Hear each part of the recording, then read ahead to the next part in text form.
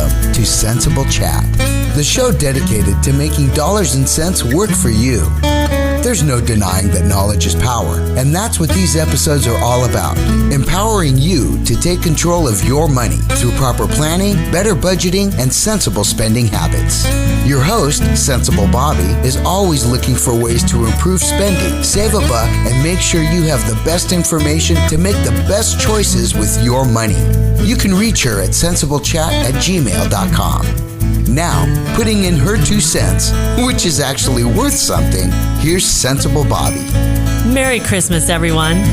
I know you're in the holiday spirit right now, and if you're not spending time with family, you're running around trying to get everything done so you can spend time with family. But in the midst of the holiday rush, don't forget that a new year is coming, and it could be the perfect opportunity to change your life financially. According to a recent study by Principal Financial, the top financial New Year's resolutions Americans make include saving more money, paying off credit card debt, and building an emergency fund. I think a better study would be to find out how many people make these resolutions versus how many keep them. I mean, seriously, how many times have you made a New Year's resolution as nothing more than a passing thought that spilled out during a family gathering? For me, many times. But if it's a goal you're serious about pursuing, take some time to think it through a bit more, and you might have a chance of actually making it happen. So let's take each of the top financial resolutions individually and see what we can come up with. Number 1 is saving more money. Really? That's it? Let's think about that wording for a minute. Saving more money. Well, how much did you save last year? If you know, then it won't be hard to save more this year. Follow the same plan you used last year and throw an extra penny into the mix. Done. Happy New Year. And if you don't know how much money you saved last year, how can you possibly strive to save more this year? The point is, we need to be a bit more specific about our goals. Let's start with something easy, like, this year I want to save $1,000. For many people, $1,000 could come very fast, but for many others, it might as well be $100,000. But what if we broke it down? If your goal is $1,000 in 1 year, you've got 12 months to make it happen. So, if you establish a monthly goal of $84, all of a sudden it seems much more doable. Whatever your savings goal is, break it down into pieces instead of looking at it as one entire daunting number. And here's a tip. If you're saving for something specific, believe me, it's going to be a lot easier to reach your goal than if you're just saving. It gives you focus, purpose, and something to look forward to. For me, it's been a huge incentive to keep going when I'd rather spend that money on something else or squander a few bucks on a fleeting purchase. And by the way, the sense of accomplishment when you reach that goal is awesome. Try it. You might like it. Okay, let's say you're on board with all of this. How much can you save? In order to answer that question, you have to have a clear picture of your current finances and a spending plan so you know exactly what you're working with. No point in putting money into the savings account only to pull it out because you have to make rent. We'll talk about how to figure all of this out later. For now, let's move on to the next item on the list of top financial New Year's resolutions, which is paying off credit card debt. Who wouldn't want to get rid of those pesky payments that serve as a reminder of the horrible blind date you had a month ago, or those clothes you bought a year ago that are still hanging in your closet with the price tags on them, or the Christmas gift you picked out so lovingly for that special someone and couldn't wait to see their eyes light up when they opened it? Who cares that you spent too much? The reaction would be worth it. But all you got was a forced smile, a faint thank you, and a, did this come with a gift receipt? And that was last Christmas. You're still paying for it. But the good news is the minimum monthly payment's only $25, right? Yeah, that's how it started with the blind date. But then you added the clothes and the monthly went up to $50. Still doable. Christmas gifts all on credit took your monthly up to $100. Irritating, but whatever. Then there was your best friend's wedding that you were ecstatic to be the maid of honor for, until you learned of the financial obligations that came with it. There was the cruise you took in the summer because you've worked so hard this year, you deserve it. and on until your monthly minimum is more than your car payment, and it's getting harder and harder to come up with all that money each month. Plus, you dream of what you could do with that money if you didn't have to fork it over to the credit card company. And remember, you're only paying the minimum. Read your statement to find out how many years it'll take to pay off the entire amount at this rate. I once saw 25 years on mine. See, if you're truly ready to pay off credit card debt, the first thing you have to do is be truly ready to stop racking up new debt. Otherwise, there's no point. I've seen too many people get an inheritance and decide to do the smart thing, pay off all their debt. It feels so freeing for a little while, but their lifestyle hasn't changed. They're still spending. And before they know it, they're right back where they were before, minus the inheritance, plus the buyer's remorse. The easiest way I found to begin this change was putting myself on an allowance, one that I could afford without using my credit card and still cover all my necessary expenses. I tried just having a number in my head, but it was too hard to keep track of all the electronic purchases, making sure I didn't go over my limit. So I turned to cash, and it worked like a charm. Now I go to the bank every week and withdraw my allowance. If I have cash in my wallet, let's go have some fun. If not, I've got to wait until I get next week's allowance. For me, it's every Friday. I highly suggest picking a specific day and sticking to it because it provides consistency. It's such a habit now, I look forward to allowance day instead of focusing on all the money I can't spend. This may feel limiting at first, but keep your eye on the prize, being debt-free. Remember, this isn't forever. Once you pay off your debt, you'll be able to keep more money in your pocket every month, which means you can increase your allowance. Once your spending is under control, you can shift focus to paying off debt. The first thing to do is make a list of all your debts, amounts due, and the interest rates for each. What order you pay these off in depends on who you ask. Some experts say hit the highest interest rate first. And that makes sense, because the higher the interest rate, the more money you're paying on top of the amount you originally charged. But if you owe a lot more on this debt than one that may have a lower interest rate, it could make sense to go for the lower balance first. This is because, if you're anything like me, you need the quicker wins, even if they're smaller, to keep you motivated enough to get to the bigger wins, which will take longer. You're the only one who knows which way works best for you. Take some time and play with different options. There are a ton of calculators online that can provide scenarios for how much interest you'll save and how long it will take to pay off your debts, depending on which way you decide to go. My favorite is Undebt, and you can find a link on the resource page at sensible.chat.com. Whichever debt you start with, you still have to pay all of them monthly, so here's how to focus in. Pay only the minimum amount due on each of your other debts. Then, put as much money as you can to the debt you've decided to start with, and throw the same amount at it each month. I used to pay more than the minimum amount on each of my debts, thinking this was the smart way to go. But it felt like I wasn't getting anywhere. I was frustrated. And after doing the math, I discovered it would take much less time and save me a ton of money to focus on one at a time and simply stay current on the rest. It worked like a charm. Now here's where it gets really good. Once you pay off the first debt, take the money you were paying each month and add it to the minimum payment of the next debt on your list. Now the amount you're paying each month is even bigger, which means it will be paid off even faster. Keep doing that until all your debts are gone. You'll be surprised how much faster they disappear this way. If you want to get even more aggressive, you can have a garage sale or sell stuff on eBay and even get a part-time job. But there's also a way to get more aggressive just by being a bit more disciplined. Simply put any extra money you have in a certain month toward the debt you're currently focusing on. So, if you usually spend $150 on the electric bill, but this month it was only $130, beef up your debt payment by $20 for that month. You'd be surprised how much of a difference little amounts can make here and there. And it's better than blowing it on some frivolous purchase you'll regret later. If you've already made the payment for that month, save the $20 and beef up the payment next month. So how do you know how much you can pay toward debt? Just as with saving money, you need to have a clear picture of your current finances and a spending plan so you know exactly what you're working with. This is even more important for paying debt than it is for savings, because if you pay too much toward your debt but leave yourself short for another bill, it's going to add to your debt and your stress level, which is what we're trying to eliminate here. Again, we'll talk about the financial picture and spending plan in more detail later. Finally, the third in our list of top financial New Year's resolutions, building an emergency fund. This is the most important one to tackle, no matter what age you are, and I would implore you to do this one first. Now, why should you do this before tackling debt?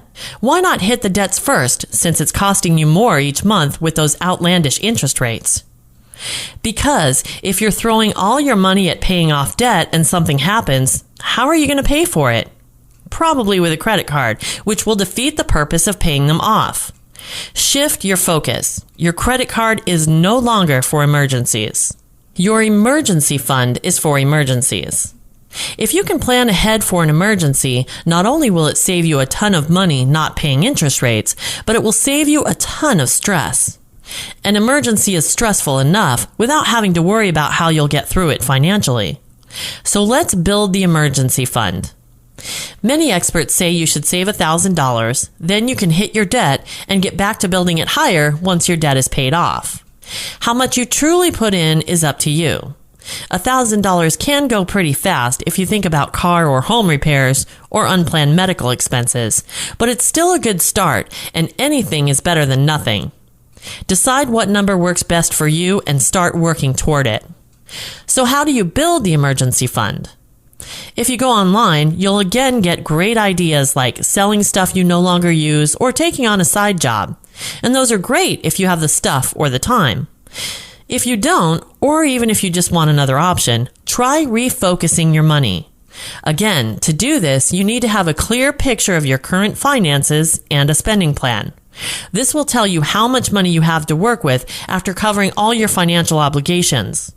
The more that's left, the more you can put toward your emergency fund, and the faster you'll reach your goal. We'll talk more about how to create your financial picture and spending plan in just a few minutes. First, I want to dissect the emergency fund just a little bit. For many, $1,000 is a daunting number that seems like it will take a lifetime to reach. So let's break down the dollar amount and figure out what emergency actually means. We think about emergencies as events that come out of the blue, totally unexpected.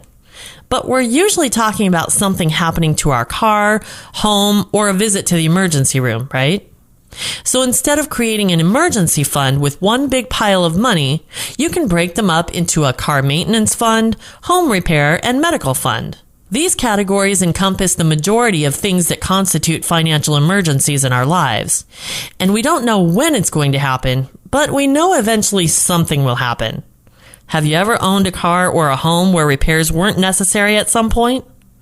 And maybe you'll never end up in the emergency room, God willing, but there will still be surprise expenses that aren't covered by insurance, so you can never go wrong with a medical fund. For some, like me, it's important to break up your emergency fund into more specific categories in order to keep your grubby hands off of it. If I say it's an emergency fund, can I define finding out at the last minute that my favorite band is in town for one night only as an emergency? Yes. But if I say it's a car maintenance fund, not so much. And I'm telling you, the psychology of this works. I don't know why, but it does. Give it a try. If it doesn't work, you can always rename it. And the other thing is, let's say you have 3 different subcategories of emergency savings. And let's say your transmission blows out, but you only have $500 in your car maintenance fund, with another $1,000 in your home repairs fund. Well, you can use the money from your home repairs fund to supplement what you're missing in the car fund. Granted, now your home repair fund is depleted, but you didn't have to use your credit card. And you can immediately start replenishing both funds. The other major financial emergency would be losing your source of income. That's why experts suggest that after you've established your emergency fund and gotten out of debt, you should save enough money to cover 3 to 6 months worth of expenses. All of these can seem like big, daunting tasks, but don't let the numbers stop you from reaching your goals. First of all, anything is better than nothing. So if you don't reach your full goal, but you get partially there, you're still better off than you were before. Second, little numbers add up to big ones. Now this can be good or bad. Those $5 purchases you think are okay because they're small, those add up to big money if you do them often enough. Don't believe me? Go through your bank or credit card statement for last year and see how many under $10 purchases you made. Then add them up. I think you'll be surprised. So this year, put those small amounts to work for you instead. I have a spending plan for each paycheck I receive. I have an amount planned to spend on each bill and expense. I like to budget high. For example, in the spring, my electric bill is $60 or less, but in the winter, it can get up to $130. So I budget $130 every month. If the bill turned out to be $130, I'd have to pay it, and I don't like surprises, so I plan for the worst. But during the months when it's under $130, I put the amount left over towards my savings goals. I also recently gave myself a rent increase. Again, if my landlord was to raise my rent, I'd have to find a way to pay for it, so this fake rent increase serves two purposes. If I ever actually do get a rent increase, it won't be a punch in the gut because I'm already used to budgeting for it. Second, until that time comes, I have leftover money from paying the rent that I can use to hit my savings goals. And here's what I'm doing right now. I've hit my debt payoff goals and short-term savings goals. I was going to start on my 3 to 6 months worth of expenses, but it just seemed like such a big number I didn't want to tackle it. So now I'm taking any leftover money from bills, expenses, and my fake rent increase and putting those toward one bill at a time until I'm a month ahead, then moving on to the next one. This is my way of saving the 3 to 6 months worth of expenses in a manner that doesn't seem overwhelming, and I'm slowly breaking the paycheck to paycheck cycle. Now, these are all good New Year's resolutions, but how do you put them into action? The one thing that all resolutions or goals have in common is that you need a plan in order to achieve them. And in order to make a plan, you first have to know where you're starting from. Liken it to taking a trip. Now I know you always hear about how you need a roadmap to get wherever you're going, but knowing your destination won't help if you don't know your current location. So let's start from the very beginning and get a clear picture of your current financial situation. This is often the toughest part because while you want to make changes to your life, you may be afraid to face the reality of your current situation. If this is you, take a deep breath. Remember that you are not alone. Many have found themselves in the same situation you are. And know that fear of the unknown is usually worse than reality. When I took this step, I was astonished to find out how dire things really were not.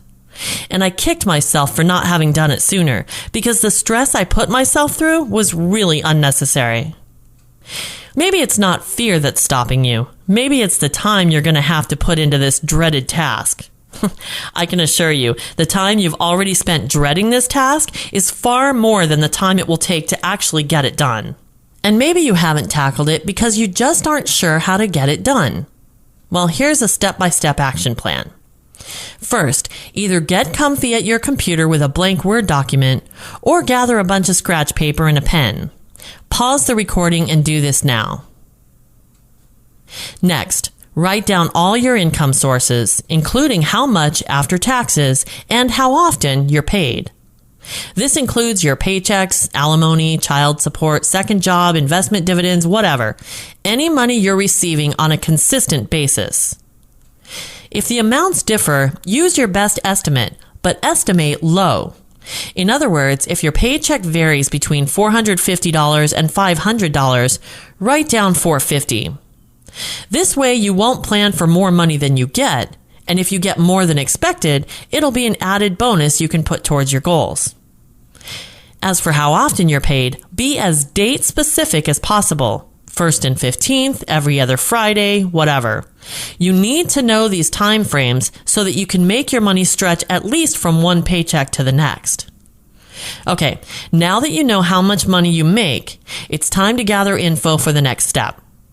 If you keep a check register or some other written documentation of your expenses, break it out. If you don't keep track, you'll need to print out bank statements for the past 3 months.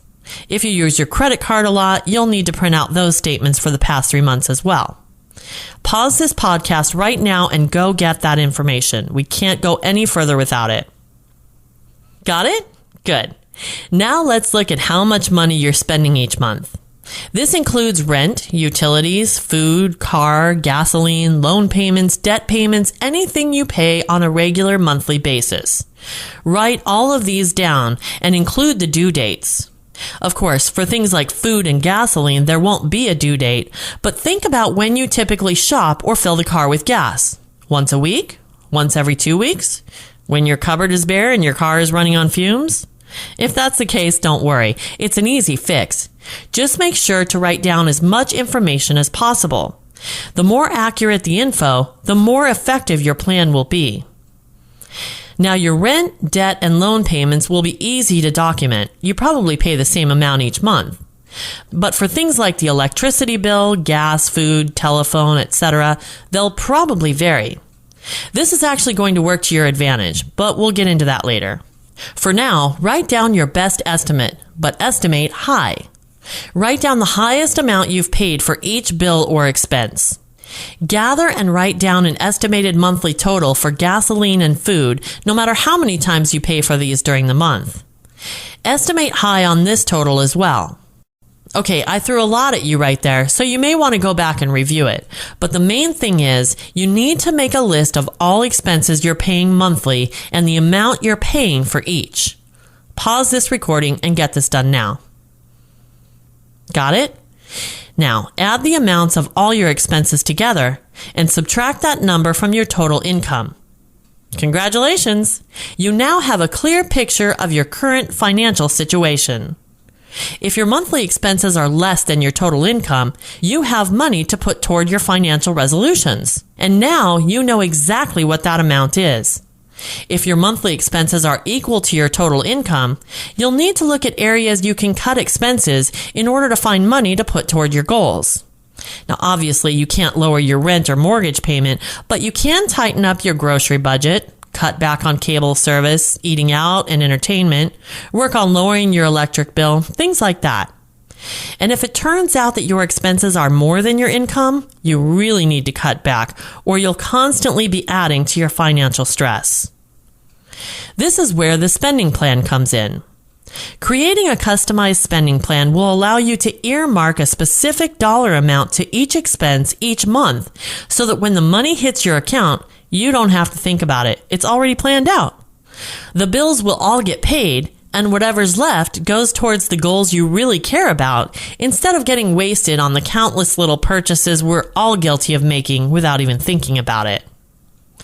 You can create a customized spending plan using a blank Word document, Excel spreadsheet, or one of the many budgeting apps available online. I personally use YNAB, and you can find a link to it on the resources page of my website at sensiblechat.com. But there are many others, such as EveryDollar and Mint.